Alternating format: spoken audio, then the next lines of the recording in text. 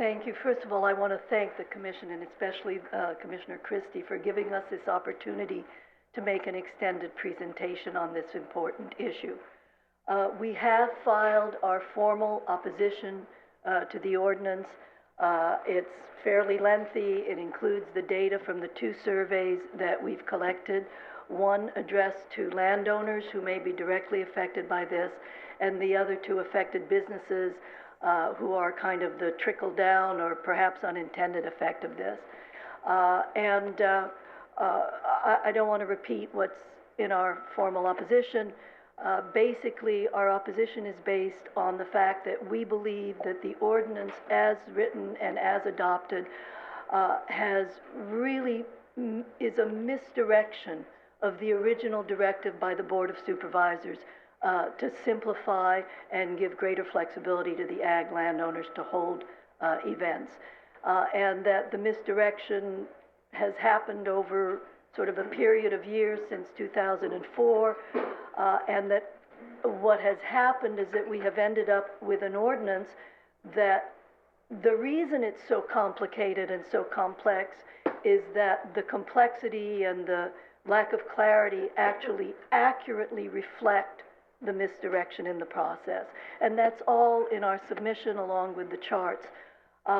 And we believe that the data that we have, which is actually the only evidence that anybody seems to have submitted as to the actual effects of this ordinance, not just our assumptions of what's going to happen, but how this will actually affect the people whose livelihoods are going to be directly impacted by this. But the data really only tell a very one side of the story, because the rest of the story is the faces and the anxiety and the fear that you see among the ranchers and growers and affected businesses in this room. And though in the last few weeks since I've been doing this, I've become kind of the public face of CABO, it's really not my voice that needs to be heard here. And so for my presentation, I'd like to share their voices and their stories as to why this ordinance really needs to not be adopted and why we need to have the Board of Supervisors step back in and give re-clarification of their intent in this matter. The first item that Jack has put up on the screen, you have all of this in the survey data that was submitted to you all by email. We have 2 comments added by landowners at the end of the CABO survey. One said, and these are really 2 that were really quite representative. This will probably be the last year we farm and will likely tear out our orchard as our neighbors have done. We have been using outside income to support the farm and can no longer afford to do that. The competing world market imports make it financially impossible to continue. For agricultural properties to remain, additional creative uses for the property must be encouraged, not discouraged and made illegal. And then the second one, which was also, again, we sent out the surveys are anonymous, but this came back as comments at the end. This is my only source of income. My spouse is ill and can no longer function in his former profession. We would lose our livelihood and home if this ordinance is passed. We have been holding events on our property for 13 years, have had no complaints from neighbors. If we did, we would adjust to accommodate their needs. I do not believe taking people's livelihoods away is the answer. When a few break rules, not all should suffer. It is lame to think not holding events on ag land is going to preserve the land. It definitely will do the reverse, as in our case. We are not young. We have worked hard to improve and maintain our property and plan to remain here until we could no longer take care of it ourselves.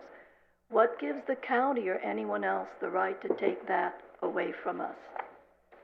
And then the second items that I'd like to review are, these are the charts that actually show the data as to how the landowners have have dealt with these issues.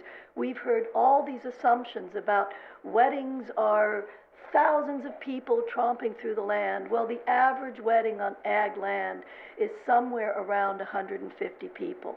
The large events, the over 250 events, are actually the nonprofit or harvest festivals or wine festivals that will not be eliminated by this ordinance.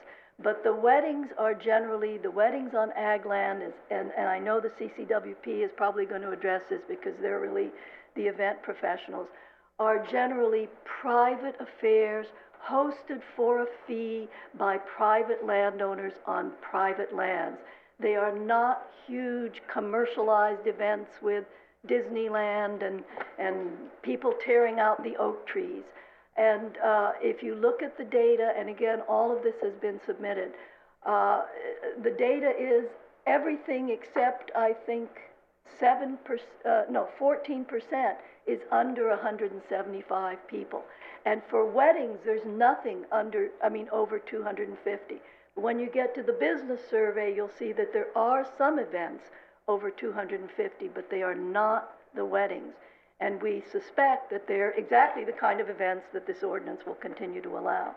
So if you could just go quickly through some of these charts, and then I want to read another email that we received.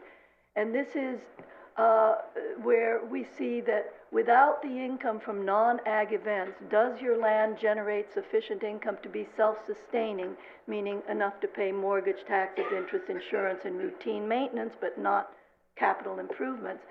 86% said no. Without the income from non-ag events, they don't make enough. And unfortunately, even with the income from non-ag events, that number only goes from 86 down to 71%. People are not making enough off of their ag properties to maintain their ag land without some sort of outside income. And to say that, well, they can just all start a little farm stand or take people in for a dude ranch is really ignoring the realities of farming in this county in 2009. And then the next chart is, these are all the county businesses that are going to be affected if this ordinance passes, because these are the businesses that the landowners patronize. The rental depots, the National Home Improvement, local lumber yards, local hardwares, ag specialties, nurseries, vineyard management, landscape design, and it goes on and on. But I have very little time left, so I want to get to two more emails and leave the datas for the one unsolicited email received. I am the manager of a ranch in city omitted. My dad is the property owner, has been running a cattle operation on the ranch for 25 years. Basically, she goes on, she can't compete with agri-corporations who are hard on the land and who can operate with much less overhead because of their managing practices. We would like to develop organic grass-fed beef product that would allow us to provide environmental, agri-friendly product.